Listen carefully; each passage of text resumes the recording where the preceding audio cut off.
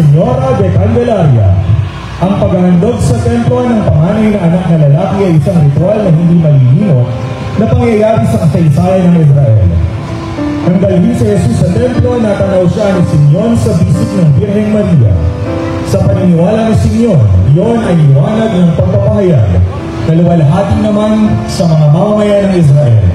Tuwing ika-2 ng Pebrero ay makikita sa mga simbahan ng pagdalo sa misa ng mga ina kasama ang kanilang mga anak. May dala silang mga kandila upang pabendisyonan sa pana. Sa paniniwala ng mga Katoliko, ang liwanag ng kandila ay sumasagisag kay Kristo na siyang liwanag ng mundo.